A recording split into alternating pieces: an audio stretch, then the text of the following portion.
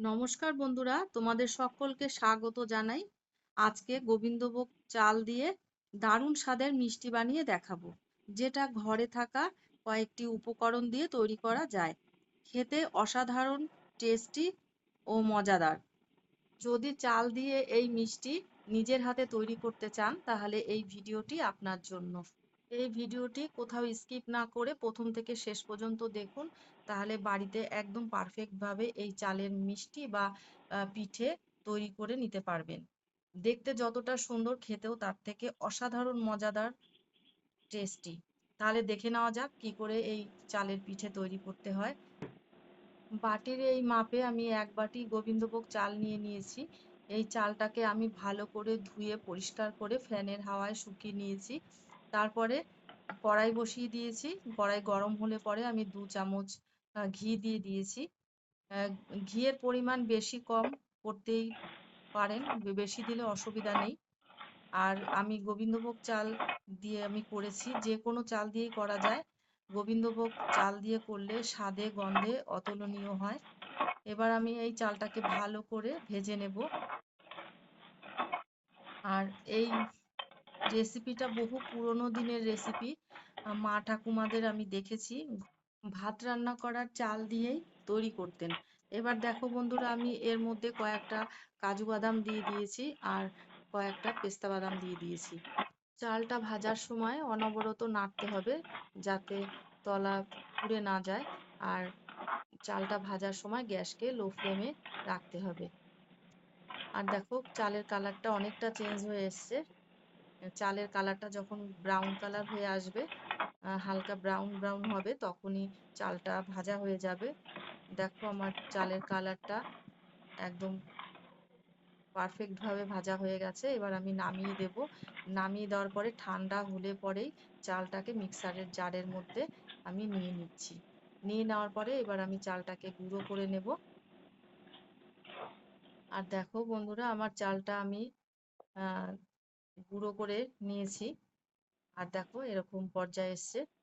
আর চাল গুঁড়ো করলে পরে খুব মিহি হয় না, একটু দানা দানা থাকে। একটু দানা দানা হলে অসুবিধে নেই, যেহেতু আমি ঘি দিয়ে ভেজেছি, সেই কারণে একটু দানা দানা থাকবে। আর এবার আমি কড়াই আবার বসিয়ে দিয়েছি। কড়াইতে আমি ১ চামচ চিনি দিয়ে দিলাম। এবার একটা ক্যারামেল তৈরি করে নেব। তোমরা ক্যারামেল তৈরিও করতে পারো, না তৈরি করলেও কোনো অসুবিধা নেই। ক্যারামেল তৈরি করলে কালারটা ভালো আসে, একটু লালচে লালচে কালার হয়। আর ক্যারামেল যদি না তৈরি করো, তাহলে দুধটাকে ফুটিয়ে নিয়ে তারপরে গুঁড়ো করা চালের গুঁড়ো ওই ফুটন্ত দুধের মধ্যে দিতে হবে। আর যদি ক্যারামেল তৈরি করো, দেখো বন্ধুরা, এই চিনিটা দেওয়ার পরে একটুও জল দেওয়ার দরকার নেই। উম, আর দেখো, সাইড দিয়ে চিনি গলতে শুরু করেছে। আর গ্যাসটাকে লো ফ্লেমে রাখতে হবে। আর এক কোনো চামচ বা খুন্তি ব্যবহার করার দরকার নেই। যখন সম্পূর্ণ চিনিটা গলে যাবে, তখনই খুন্তি দিয়ে নাড়াতে হবে। খুন্তি বা চামচ যেটাই তোমরা ব্যবহার করো, তখন ওই চিনিটাকে নাড়িয়ে দিতে হবে। সম্পূর্ণ চিনিটা যখন গলে যাবে, তখনই ব্যবহার করবে। দেখো, চিনিটা গলতে শুরু করেছে, আর সম্পূর্ণই গলে আসছে। আর দেখো, হালকা কালারও চলে এসছে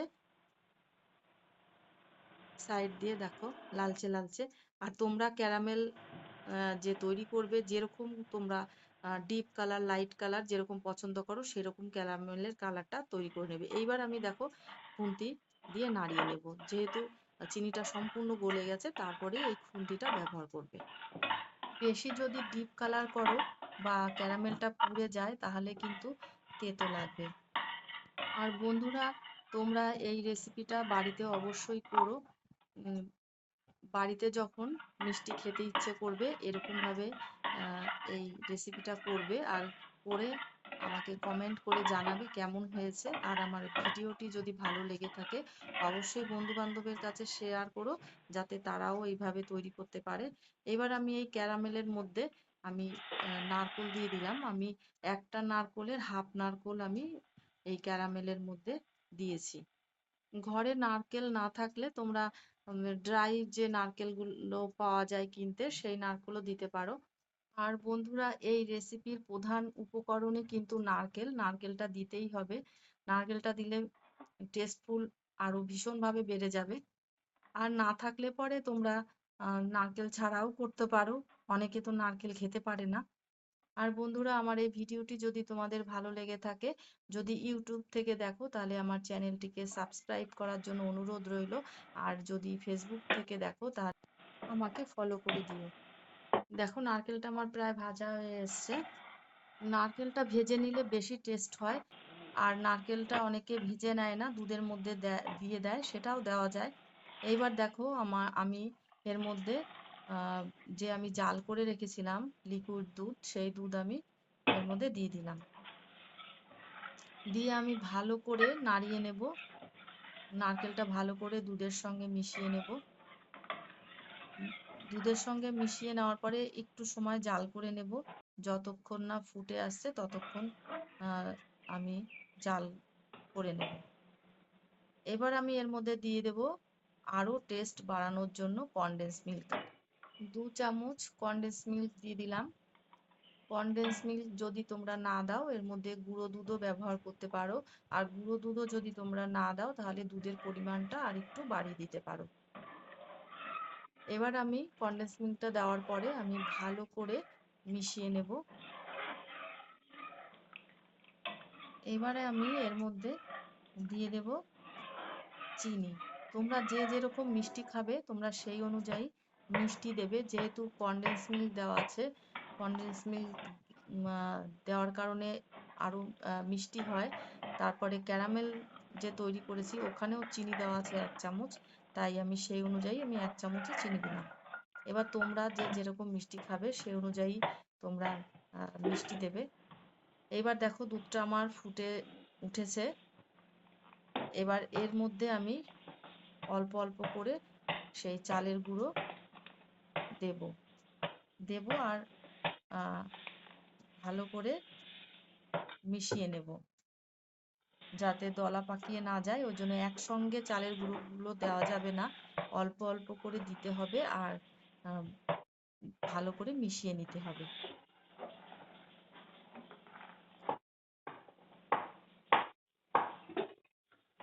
আর তোমরা বন্ধুরা এর মধ্যে এবার এলাচ দিয়ে দিতে পারো গন্ধের জন্য। আর যারা এলাচের গন্ধ পছন্দ করো না, তারা এলাচ দেবে না।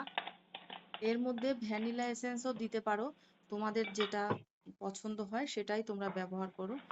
দেখো, আমার চালের গুঁড়ো আমার সম্পূর্ণ দেওয়া হয়ে গেছে। এবার ভালো করে দুধের সঙ্গে চালের গুঁড়ো উম, মিশাতে হবে, এইভাবেই নাড়াতে হবে। দুধের পরিমাণ যদি কম থাকে তাহলে একটু জল মিশিয়েও নিতে পারো। ফুটন্ত দুধের মধ্যে যখন চালের গুঁড়ো দেওয়া হয় তখন খুব তাড়াতাড়ি দুধটা টেনে যায়। তাই সেইটা বুঝে দুধের পরিমাণটা একটু বেশি দিতে হবে। যদি দুধ কম থাকে তাহলে তোমরা একটু জল মিশাতেও পারো। উম, দুধের মধ্যে একটু সময় চালের গুঁড়োটা ফুটলে ভালো হয়, তাহলে পুরো সিদ্ধ হয়ে যায় আর একদম সফট যে মিষ্টিটা তৈরি হবে একদম সফট হবে। মানে মুখে দিলেই মিলিয়ে যাবে, এতটা সুন্দর হবে। দেখো বন্ধুরা, এইভাবে নাড়তে নাড়তে একটা ডোতে পরিণত হবে।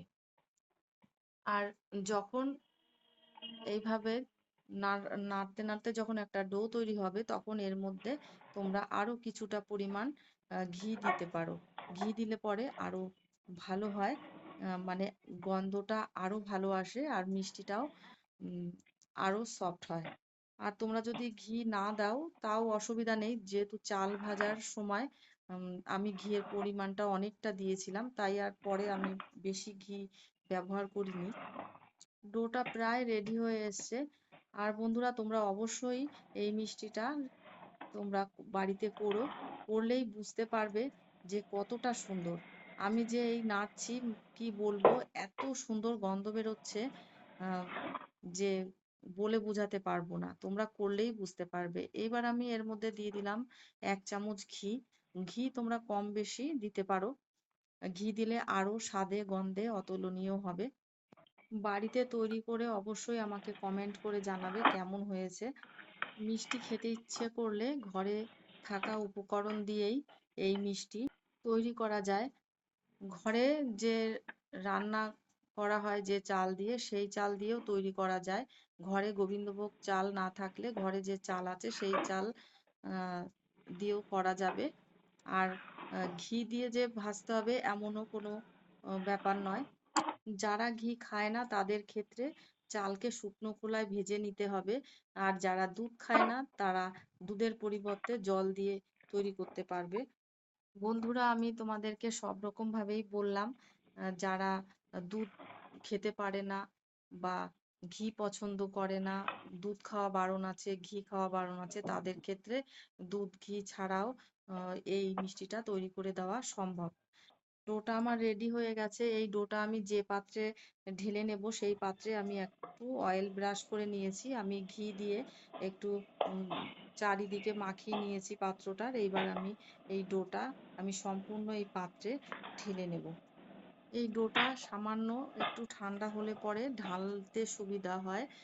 তাই একটু ঠান্ডা করে নিয়ে তারপরে আমি সমস্ত ডোটা আমি এই পাত্রের মধ্যে দিয়ে দিলাম। দিয়ে দেওয়ার পরে আমি একটি খুন্তির সাহায্যে চেপে চেপে আমি এটা সেট করে দেব।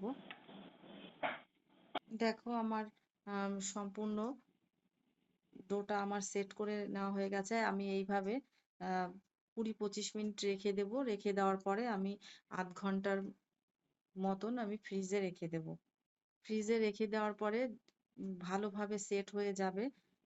ফ্রিজ থেকে বের করার পরে তো কিরকম পর্যায়ে এসছে সেটা তোমাদেরকে দেখাচ্ছি। দেখো, আমি ফ্রিজ থেকে বের করেছি।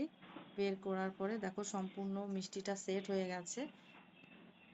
এই মিষ্টিটা আমি ফ্রিজে বেশিক্ষণ রাখিনি, যেহেতু তোমাদেরকে দেখাতে হবে। দেখো, একদম রেডি হয়ে গেছে। এবারে একটি চাকুর সাহায্যে চারদিকটা একটু ছাড়িয়ে নেব, তাহলে মিষ্টিটা অনায়াসেই বেরিয়ে আসবে। এবার একটা পাত্র নিয়ে এবার যেই উল্টে দিয়েছি আর অনায়াসে মিষ্টিটা বেরিয়ে এসছে। দেখো কত সুন্দর হয়েছে। এবার আমি এই চালের এই মিষ্টিটাকে আমি কেটে নেব। যে যার পছন্দ অনুযায়ী তোমরা কেটে নিতে পারো, যে যেরকম শেপ দাও। আর আমি এভাবেই শেপ দিচ্ছি। আর এই সাইডের এই দেখো মিষ্টিটা কতটা সুন্দর, ভীষণ সফট, দেখতেও অসাধারণ সুন্দর, খেতে তো তার থেকেও সুন্দর। আমি এই সাইডগুলো কেটে বাদ দিয়ে দিচ্ছি, তাহলে শেপটা খুব ভালো আসবে, দেখতে সুন্দর লাগবে। বাড়িতে কোনো অতিথি এলে তাদের যদি এই মিষ্টি খেতে দেওয়া হয়, তারা খেয়ে বুঝতেই পারবে না যে এটা কি দিয়ে তৈরি হয়েছে। যারা এই মিষ্টি খাবে তারাই বলবে কিভাবে তৈরি করেছো। অবশ্যই বন্ধুরা বাড়িতে ঝটাপট তৈরি করে ফেলো আর বাড়ির সকলকে খাওয়াও, নিজেও খেয়ে দেখো আর আমাকে কমেন্ট করে জানাও কেমন হয়েছে। দেখো বন্ধুরা, দেখতে যতটা সুন্দর, খেতে অসাধারণ মজাদার, টেস্টি, দুর্দান্ত, কথায় নয়, তোমরা বাড়িতে করেই নিজেরা বুঝতে পারবে মিষ্টিটা কতটা সুন্দর। বন্ধুরা, তাহলে এই পর্যন্তই।